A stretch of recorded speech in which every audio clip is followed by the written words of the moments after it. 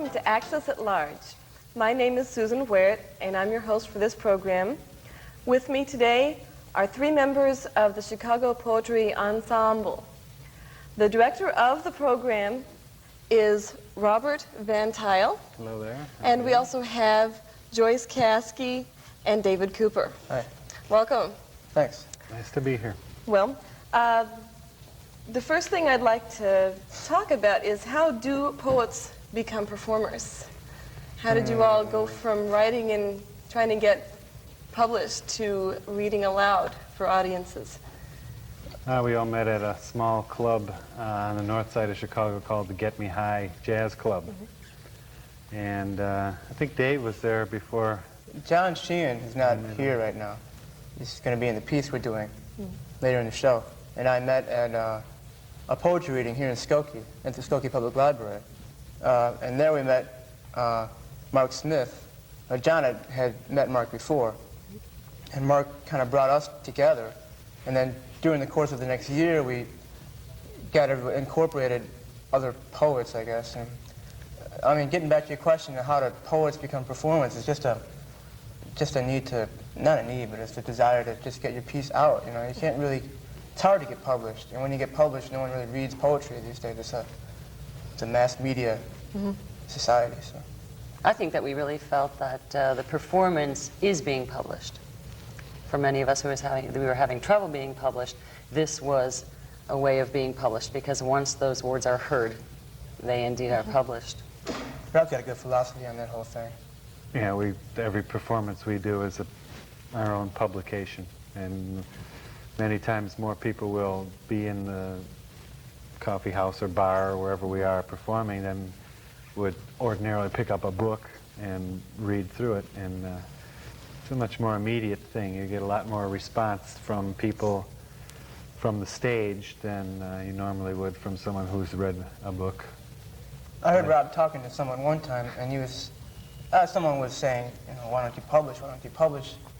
And he said, well, every time I get up on stage at the Green Mill, I read my poem to at least 100 people. And then he asked me how many people have bought his book. And it's kind of, nobody has bought my book because I don't have a book, but Dave's got a book. I've got a book. I self-published a book.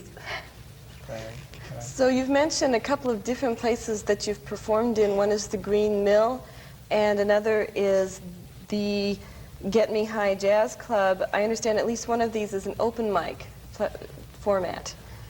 Did that have something to do with your getting coordinated together? Yeah. Well, I think a lot of people came to the Get Me High because it was an open mic, and then we met each other. And yeah, I'd have to say it was a catalyst for everyone.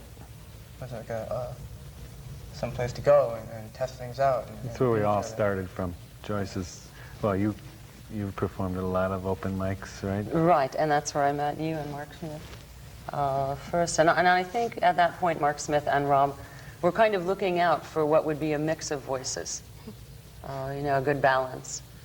They would like the way someone read. That's how I got invited. These guys had been together already, and they heard me read it, Get Me High.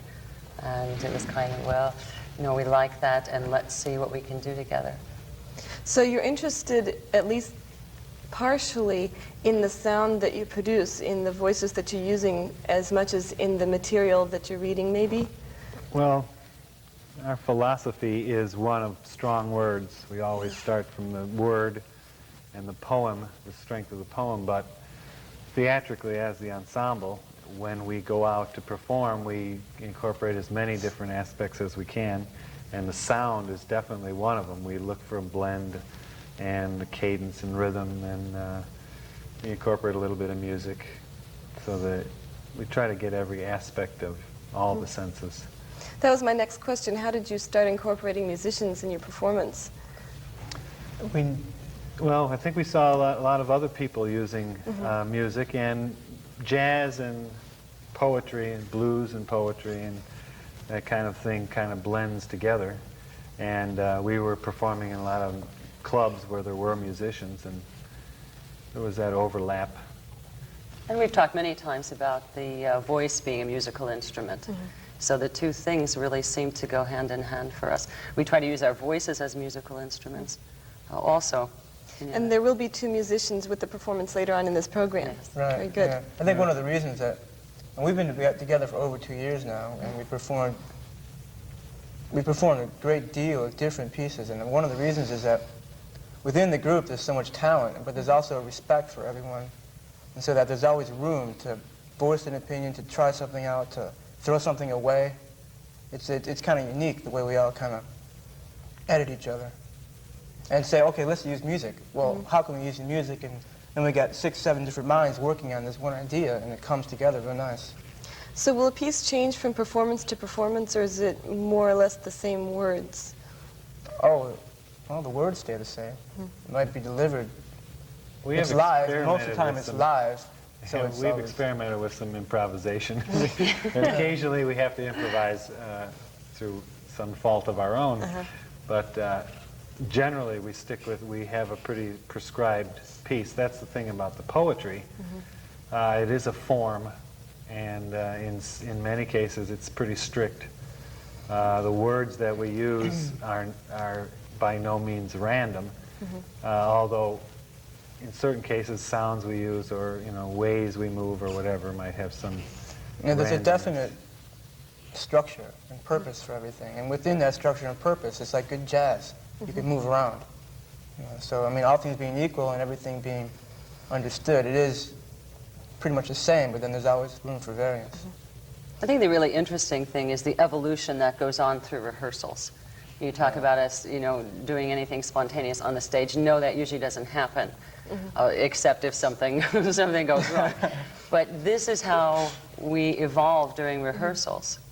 We start with a central theme, and we all write our own original work, and that's what happens. That's the creative process involved to bring us to the point of that performance. So there are weeks or months that this piece is evolving little by little. Poems are being added, poems are being taken out, music may be added. It's that whole evolutionary thing. And by the time it reaches the stage, we hope to God that it's not going to change anymore. It's usually pretty perfected by then. Is the delivery affected by the response from the audience, pretty much? I think so. Oh, Maybe yeah, timing? yeah. That's the whole thing about live performing. It's such a charge from the audience. The audience isn't really responding to you, or if it's not existent, then your piece is kind of, well, it's there, but it's not 100%, I don't think, because there is an energy going back and forth. We started working in bars where we were given the challenge of speaking over the audience and grabbing their attention away from coming in to drink and socialize. And we would occasionally we have to create our own small little audience and break through the barriers and come out into the audience and really make them pay attention, sometimes by screaming and shock tactics. Really, sometimes we would tailor our performance because we knew that we would have to grab their attention. So a lot of it depends on the venue that we're playing. We have played at University of Chicago in the first small, intimate little audiences, and we've played for 300 people in a bar. So we have to vary the way we do things, customize them. Well, I think historically the origins of poetry were in recitation or performance for a group. It was the way that a culture told its stories. Is that something in your philosophy? Well, I don't think it's purposeful, but we have been told that it's reminiscent of the Greek choral pieces. there's a certain substance in the mind, I guess. This is getting really philosophical. There's a certain substance in the mind that has to be, I mean, it's good to bring it out and to let as many people hear it as possible and say, look, this is what we think. What do you think about it? I don't know, it's not like recording history or anything, but could be one day, I'm sure it's very important. And I also want to ask you, when you write a poem, since you all do write parts of the performance piece, do you approach it differently when you know it's for performance than if it's just intended for print? It depends, I mean, when we're first starting out, you write the poem for the poem. And almost all the way through, you write the poem for the poem because that's the only way it's going to work. You can't take away, you can't add anything to bad words and expect it to go good. But with this piece, for instance, we wrote one half and did it, and we wrote the other half knowing that it was going to connect down to this half. And so you'd write things that would fit and flow. Yeah, I think the poetry may be geared toward a certain theme. And you may think that, well, that's not really the creative kind of thing, if that's kind of assignment writing. But the one thing that we've been really careful of is forsaking any of that quality. And I think we're our worst critics, because we're always thinking that, are we doing this for performance sake? Now, you can get away with several things, that you can't on a written page, as far as, just by virtue of being there, using your face or that. But I think we keep a pretty good handle on whether, we're selling out in some way. That's something that's worried all of us. Mike Barrett, a graduate of Notre Dame University, and a fine, upstanding young mountain climber over there. Mr. Quality Control. We keep quality control in mind all the time, and he's sort of, I personally, I'm not above dressing up like a clown and putting on makeup and which we have done, yes. And but we also have an element in the group that doesn't want anything to do with any theatrics, and there's a balance going on. I think that's why it works. It is an ensemble, and it's an ensemble that's put together with certain people for a reason. We had a discussion yesterday. I write a certain way, and I do it a lot, and I shouldn't do it as much as I hearing it, so we do, but it's so much a part of me, and it kind of blends sometimes with the way Joyce might write or something like that, depending, They might counterpoint each other? Yeah, what we have done sometimes is we will have one person write a poem, and that will inspire another poem, and they end up actually intermeshed. A stanza here and a stanza there, as you'll see from this piece. But sometimes one poem will inspire another. I expect most of you had taken part in workshops in the past before you met each other, so you were used to that kind of group input. Yeah, but it's weird, though, because it's not weird. It's truth that most workshops you're in, people are very polite. And you go and you read something, and no one really wants to say, that isn't good. They say, well, it's nice, but I think I might change it. But you don't have to. You can leave it the way it is. It's one of the worst things that you can say in this group, is that it's nice. This is we're very candid and very ruthless, so it's nice. First time I ever experienced anything like that. But we expect a lot from each other. Yeah. So although I was in a workshop that was very, very critical when I started, and they just, thank God, because I think they got some really good things out of me and the other people in the workshop. That's the kind of neat thing about this, too. There's a whole history. For every person in the group, there's a different history that comes to the group. Yeah, we have our age. John Sheehan is a retired teacher, and goes down to, I don't know, who, Karen, and how old is Karen? 24. So we have a 40, 50-year age span in the group, and that makes for a broad range of visions. You mentioned that John was a teacher. I noticed that at least 3 other members of the group have taught in one way or another. And I was just wondering if you find a different kind of pleasure in your own writing efforts than you do from encouraging other people's, how you might compare that. I have a theory that if the poet is a teacher anyway, any poet or writer or someone who believes that they have something to say has to believe that it's true, and they want to show that or teach that to someone. And I think that's one of maybe the correlation between teaching and poeting. It's putting out your own beliefs, and it's a less direct element when you're doing a poem than if you're actually teaching someone, and sometimes it's hard to get the response back from a poem. It's not as immediate. You don't know if they get it or not, really, sometimes. There'll be a test on this. Yeah, there's no way to give a test.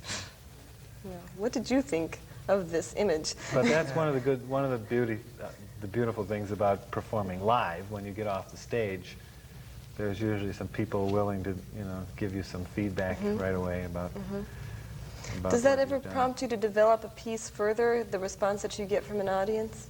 We often take things in a workshop fashion. We'll take it to a cabaret and put it on, and it encourages us a lot, but we usually have pretty much of an idea where we're going before we bring anything out to the public. One of the good things about doing that is that you know, I mean, it's one thing to read it to yourself, or if I were to read it to Rob, it's another thing for me to get up with Rob and read and really see how it's being heard and where it should go and what should be cut out immediately, you know. So it's nice. It's a growing experience. Yes, it is. Okay, well, I think with that we'll wrap up and go to the performance. After a break, we're going to see and hear the Chicago Poetry Ensemble perform animal songs.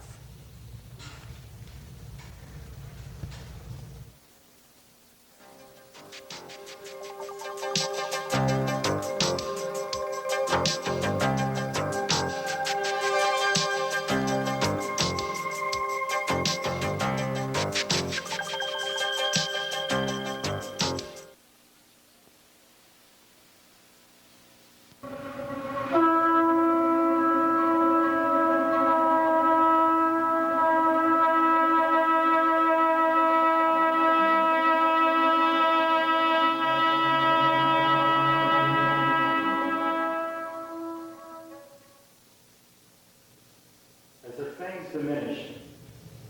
Their snouts receded. The massive jaws became more delicate. The mouth, able to make more subtle sounds. Speech was still a million years away, but the first steps toward it had been taken. Wake up! Today, sun shines the room, breeze comes in sweet, skin feels the cool stretch, live the body.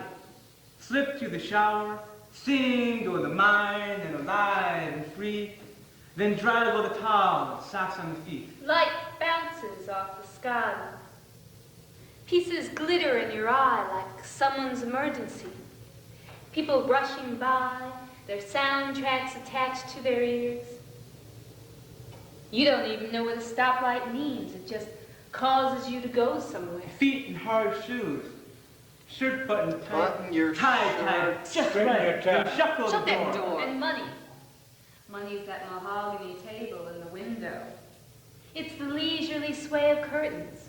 It's 40 hours. The city is crawling, jump-starting into the way you breathe, and it feels like the cancer you need. A smokeless ashtray burning your money faster than cocaine.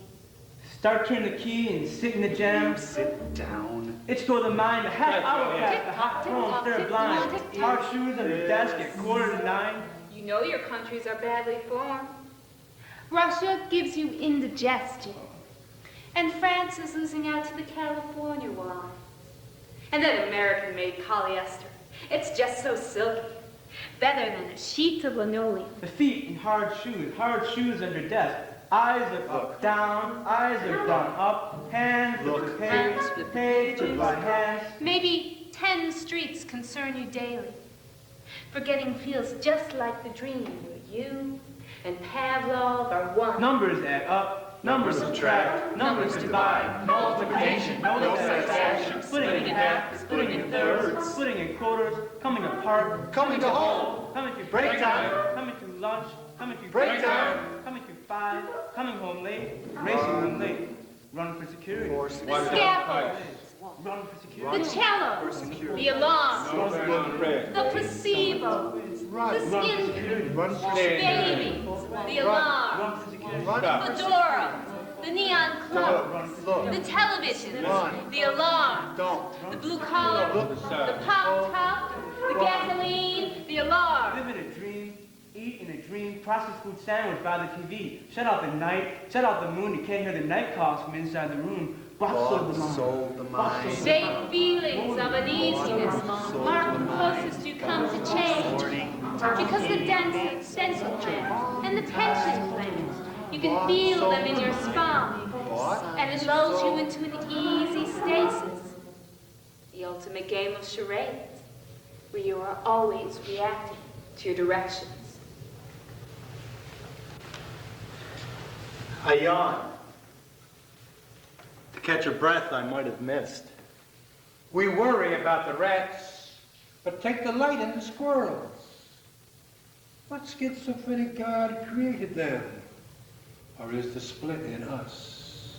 The hummingbird danced a full 3 minutes on the garden hose spray in the sunlight. Air-conditioned environment. Cherry Coke. A jelly donut. Man is a remarkable creature in that he can adapt. My dog's a low moan this year, and he's a fucking riot. And I just seem to be yawning into myself. And in a square in Barcelona, Ernest Hemingway, feeding the pigeons. He's planning for the future. He's waiting for that one pigeon to come within reach. Planned the recipe in his head for hours. Bird song, fast flutter of feathers, smothered squawk, a quick twist. And Hemingway will eat tonight, and tomorrow he will write. Yesterday I fed the birds. Now I know. I could never become a leaf. But the simple act of wiping raindrops from a bench has proven that. It's their pink faces. It's my pink face. All stretched and taut and ready for the day. After having leaned into low-impact jazzercise, having stretched, steamed, soaked, and parched our skins, it's just so pink. And we don't smell like ourselves. It's the smell of you, inside that slender space, where night peels back and dawn crawls in on all fours. It's the way your rhythm wakens, slinking under sheets wound too tightly for escape. Your breath, flashing signals, a backward sweep of hair across your chest.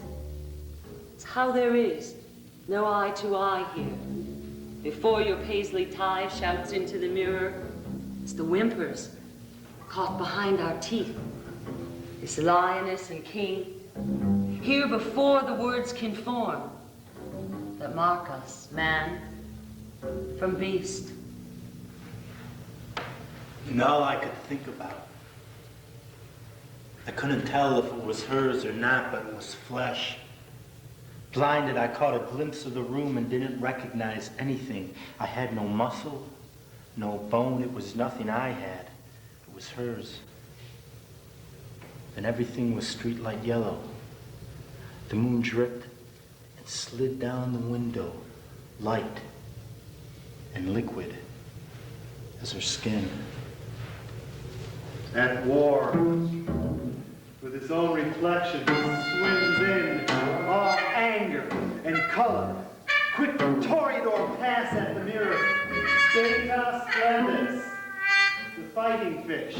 I feed like a seal on small fishes, dangled and allotted according to time.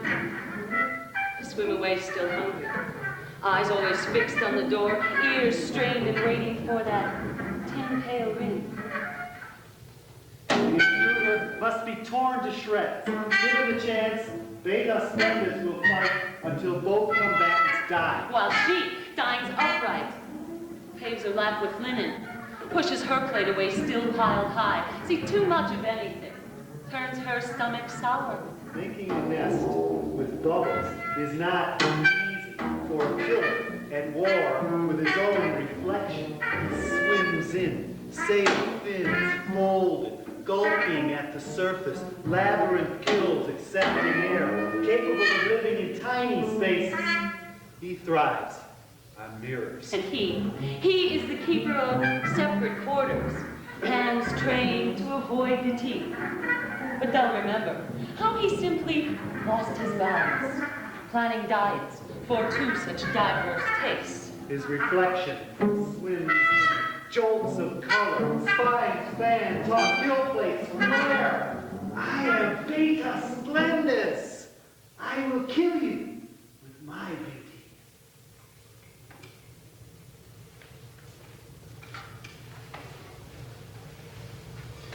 I walk across the grass. My feet move slow. My eyes touch sky. The lake between wet branches. I put my frame on life. And I can see my life a movie. The kind of movie that's played in small theaters for $1.50 a seat. And enjoys no cult following, but is remembered from time to time. Now I know. I could never become a leaf.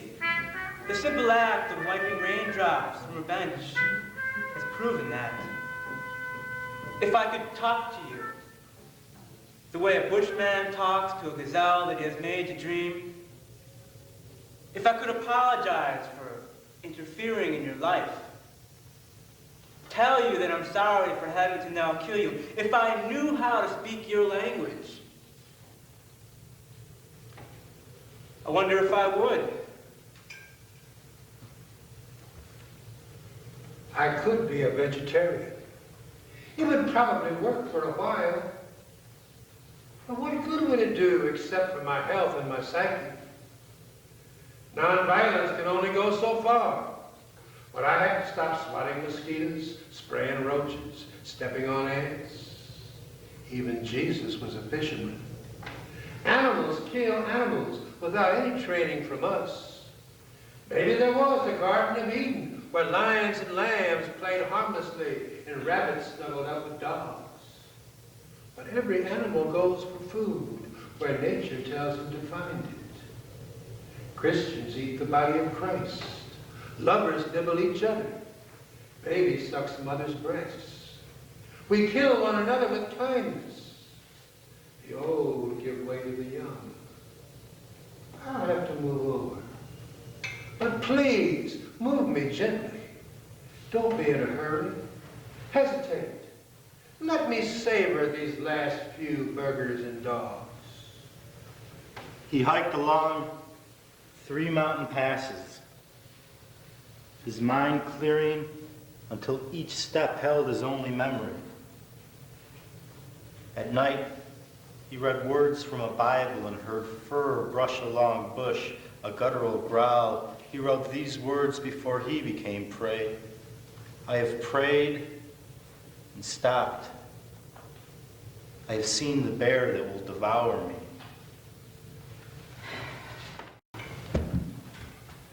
This world is just too messy, Eddie thinks. Too many vials full of bad stuff. He glares at the TV. People handing out bleach to junkies and stock in condom companies. What about Rock Hudson? Who let him in on this black humor? Used to be you could share your beer with anyone. Lend him a hand.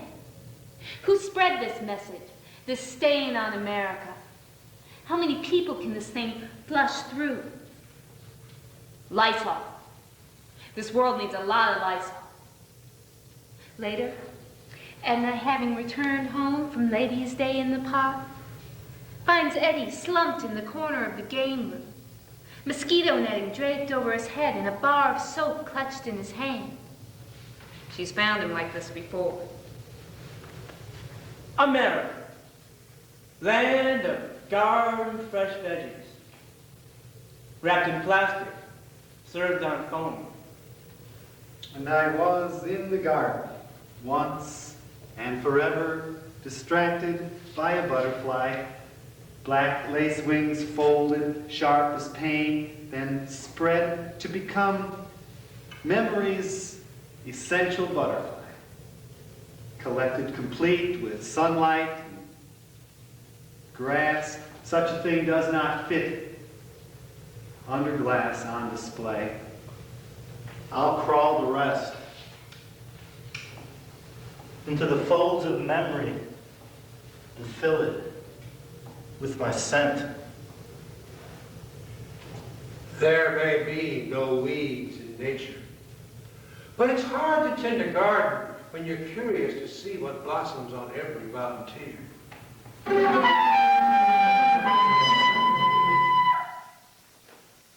A seal would not have clambered over the fence, slithered through the tiny hole, into the artificial dandy. The bear did not distinguish between child's clothing or seal fur, flesh from flesh. The child's last thought probably was, the bear's last thought, one might speculate.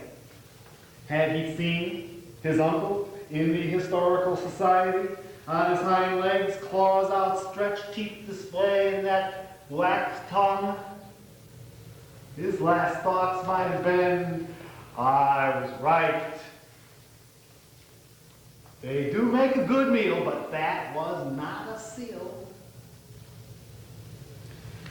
He had traveled a long way just to test the water. She tested the water. The water felt good. Her reptilian body now rested and warm, slid over the wide green river. He spit cleaned his mask, put on his fins, and then went in for a swim. She had gone in to hunt.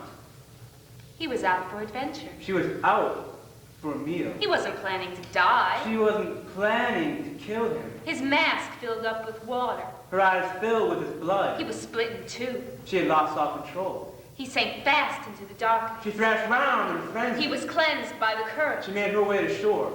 It was over in minutes. A shadow quickens, teeth chisel down clean to bone.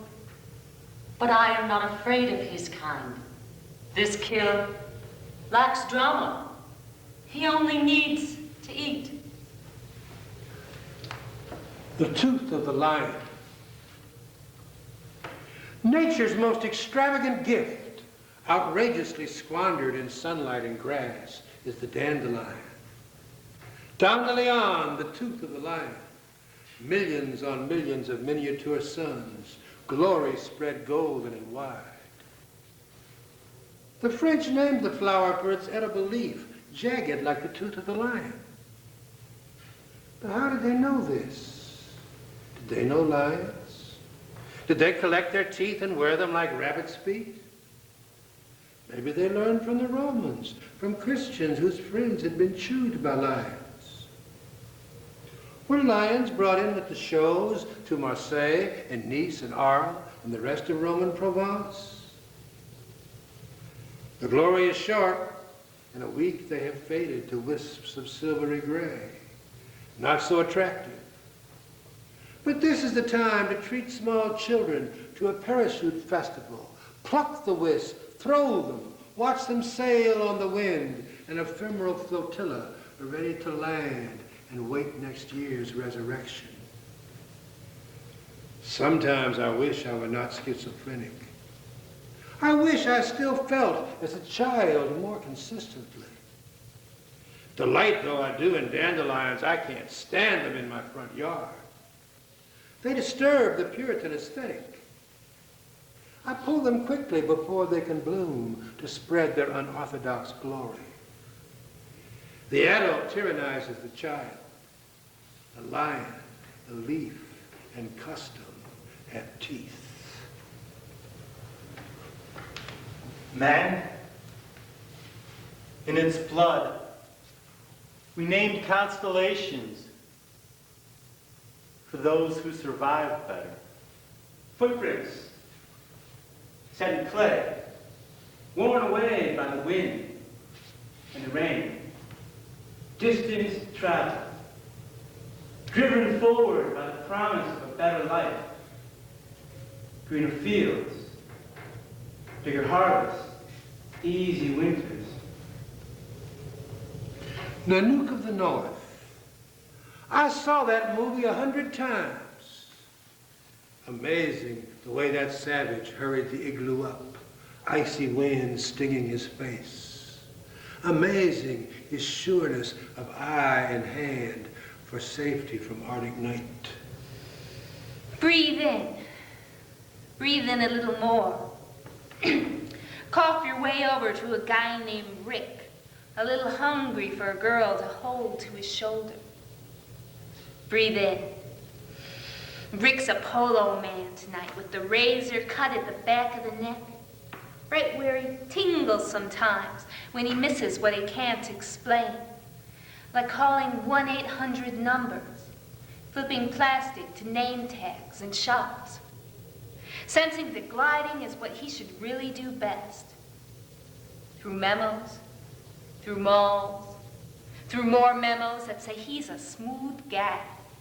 Just a smooth, uncomplicated guy. No extra hair on this body. The family huddled under furs. The mother washing her baby with spittle, chewing to softness her husband's boots. The boys delight in castor oil, the finding and spearing of fish under ice, the sure-footed stepping from ice floe to ice floe. They crossed Bering Strait. They wore animal skins, drank water from the ground, followed the sun, stayed close around the fire, waited out the darkness, then again followed the sun. There must have been eyes that saw a fertile valley, a gently flowing river, and decided they would stay. There were others that went on. Was their survival more savage than mine? In city classroom, in truck-jammed traffic, digging through papers to deal with deadlines, a friendly bank, friendly insurance, friendly federal government. Nanook's great-grandchildren don't have to hurry each day before night.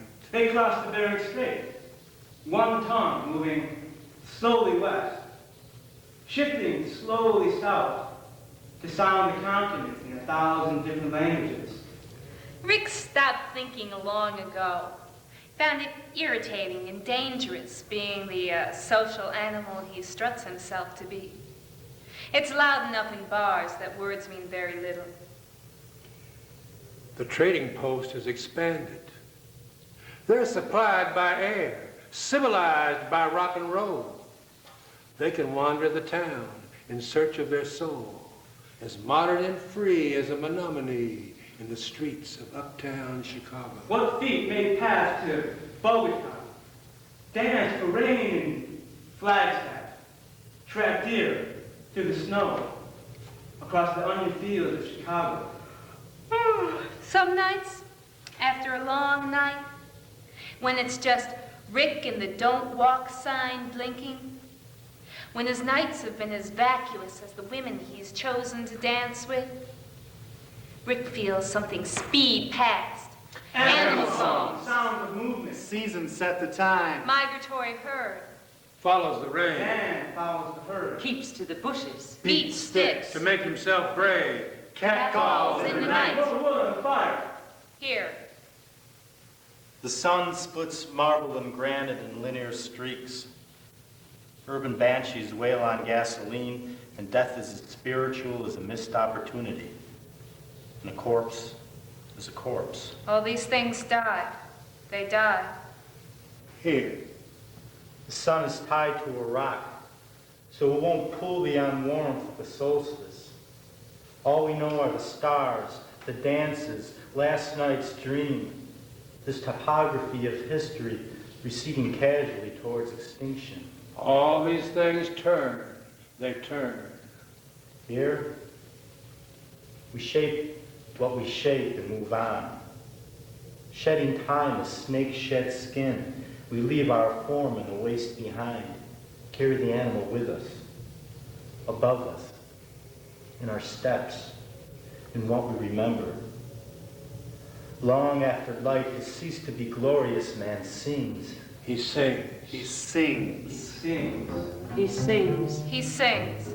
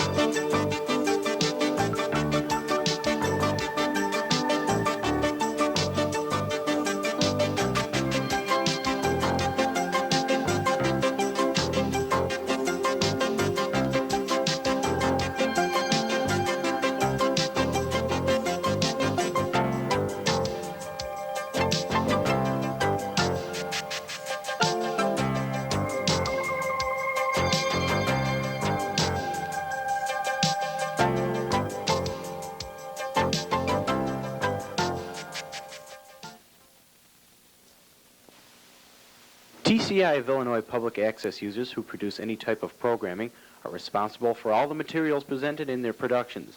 Any violation of rights on any person or organization is not the fault of TCI of Illinois.